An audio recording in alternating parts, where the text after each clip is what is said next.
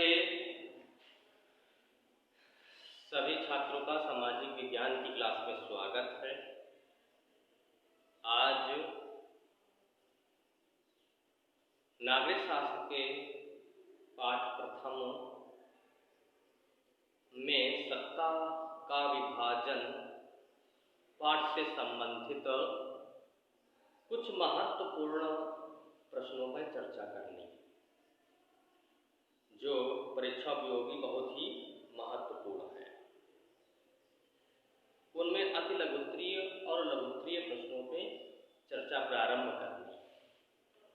उसके पहले वाले जो वीडियो थे उसमें NCERT के जो क्वेश्चन थे उन्हें समझाया जा चुका है और जो शेष हैं उन्हें आपको कॉपी पर अपनी नोट करना है। तो अति लघुत्तरीय प्रश्नों में ध्यान रखें कौन कौन से प्रश्नों को आपको नोट करना है और उन्हीं प्रश्नों पर आज हम चर्चा करेंगे कि श्रीलंका के कई तमिलों को भारतीय तमिल क्यों कहा जाता है। उन्हें भारतीय तमिल इसलिए कहा जाता है क्योंकि वे औपनिवेशिक शासनकाल में बागानों में काम करने के लिए भारत से श्रीलंका भेजे गए थे और वहीं पर उन्हीं की संतानों के बाद वे वहाँ तमिल बन गए, इसीलिए उन्हें भारतीय कहा जाता है। सत्ता की साझेदारी का क्या अर्थ होता है? सरकार के विभिन्न अंगों के बीच शक्ति का विभाजन विभिन्न स्तरों पर सरकार में शक्तियों का विभाजन ही सत्ता की साझेदारी कहलाता है। यह सत्ता का विभाजन क्षैतिज विभाजन और ऊर्ध्वाधर विभाजन के रूप में जाना जाता है। सत्ता के क्षैतिज विभाजन का क्या अर्थ है, इसे ध्यानपूर्वक समझेंगे। सरकार के 3 प्रमुख अंग हैं, विधायिका, कार्यपालिका और न्यायपालिका। यानी सरकार इन जो 3 अंगों में अपनी शक्ति को निहित रखती है, कार्यपालिका, विधायिका और न्यायपालिका में, यह विभाजन ही सत्ता का क्षैतिज विभाजन कहलाता है।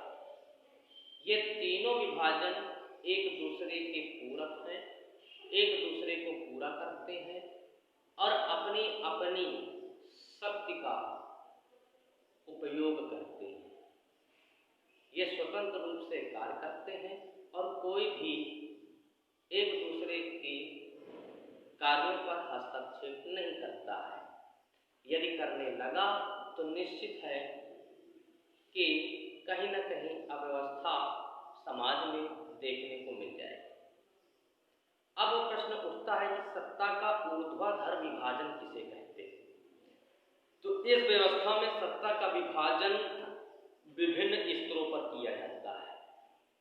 जैसे केंद्र में केंद्रीय सरकार, राज्य में प्रांतीय या राज्य की सरकार और स्थान विशेष पर, गांव में हो या नगर में हो, उस आधार से जो स्थानीय स्वशासन होता है, इस प्रकार से सरकार को 3 भागों में विभक्त कर दिया जाता है। केंद्र में जो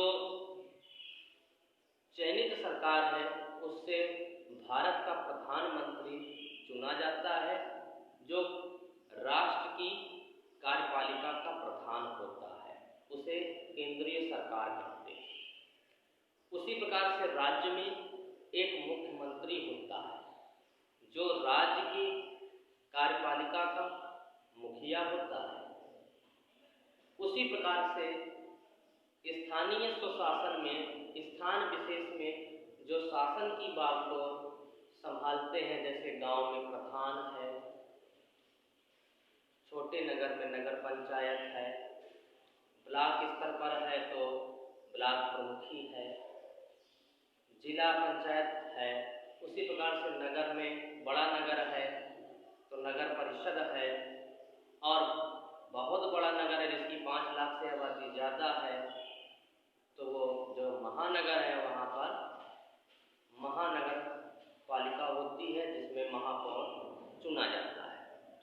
प्रकार से शासन का ऊर्ध्वाधर जो विभाजन है वह शासन की सत्ता का उपयोग करता है। बहुसंख्यक से क्या तात्पर्य है?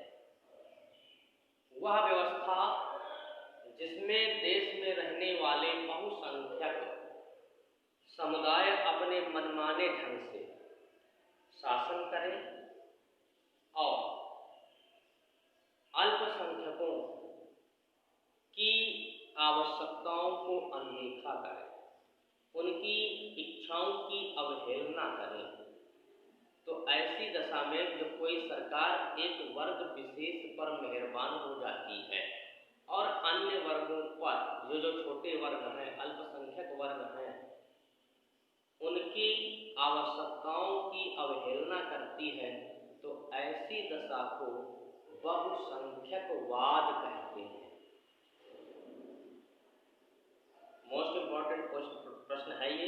अगला प्रश्न है, श्रीलंका की आबादी में किन किन जाति समूहों के लोग रहते हैं? तो सबसे ज्यादा श्रीलंका में सिंहली निवासी करते हैं। सिंहली श्रीलंका का एक नाम सिंघल प्रदेश भी है। यहाँ पर भाषा जो बोली जाती है सिंहली बोली जाती है, जिनका अनुपात सबसे ज़्यादा ये बहुसंख्यक हैं। ये 74% पाए जाते हैं श्रीलंका। इसके बाद तमिलों का नंबर आता है, जिनकी आबादी 11% है। इसके बाद 8% ईसाई हैं और 7% मुस्लिम समुदाय के लोग श्रीलंका में निवास करते हैं। लघुत्तरीय का प्रश्न नंबर 2 देखें। सामाजिक विविधता वाले शासन में सत्ता का विभाजन किस प्रकार किया जा सकता है? सामाजिक विविधता, जैसे हमारा समाज है, अनेक जाति धर्म अनेक संप्रदाय के लोग एक ही समाज में रहते हैं, तो उसका विभाजन जो सत्ता का है उसे किस प्रकार से विभाजित किया जा सकता है? ये मोस्ट इंपॉर्टेंट क्वेश्चन है इस साल के लिए। तो सत्ता का विभाजन विभिन्न सामाजिक समूहों में बांटा जाता है, जैसे भाषाई और धार्मिक आधार पर बांटा जा सकता है।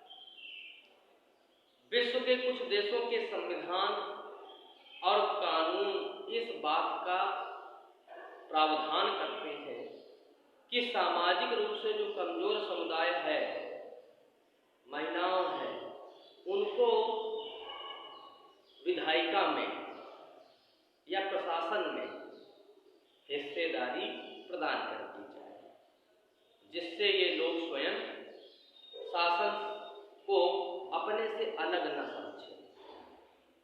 अल्पसंख्यक समुदाय भी इसी तरीके से सत्ता में उचित भागीदारी प्राप्त कर सकता है। ऐसा करके सामाजिक समूहों के बीच एक संतुलन स्थापित होता है, जिससे आपस में हितों का टकराव नहीं हो पाता है, जिससे एक हम स्वस्थ समाज का निर्माण कर सकते हैं। सत्ता के विभाजन से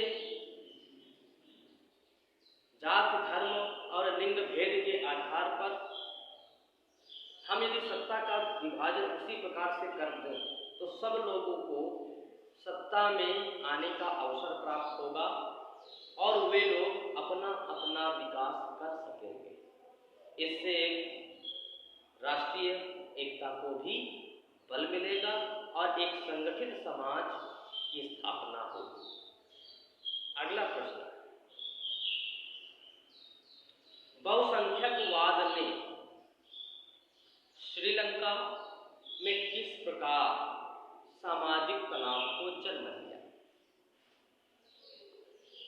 श्रीलंका में बहुसंख्यक आप लोगों ने जाना कि सिंघली है और उन्हीं के आधार पर कानून बनाए गए, जिसके कारण जो अन्य वर्ग थे, जिसमें तमिल थे, मुस्लिम थे, ईसाई थे और खास तौर पर तमिल,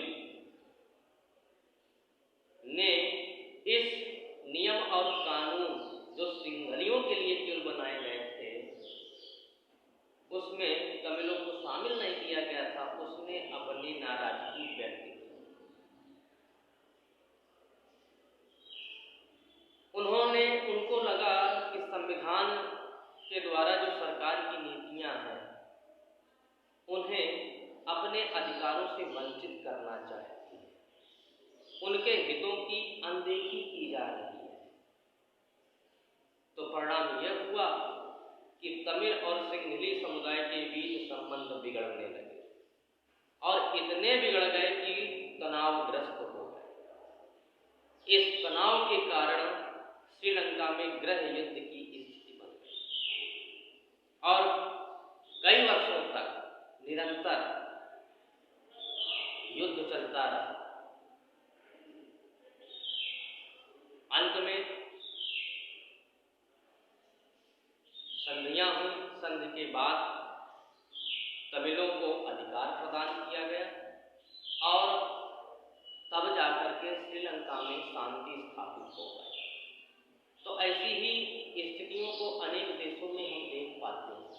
हमारे भारत देश में भी तमाम दंगे फसाद की स्थितियों का कारण केवल धर्मांधता को देखा जाता है।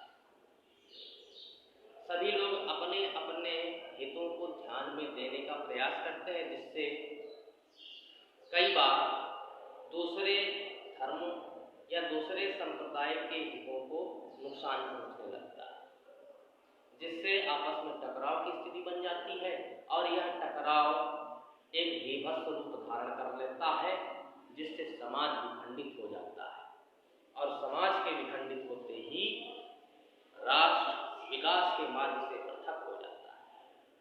तो आज इन प्रश्नों को आप लोगों को समझना है, इन्हें याद करना है और नोट भी करना है। धन्यवाद। जय हिंद।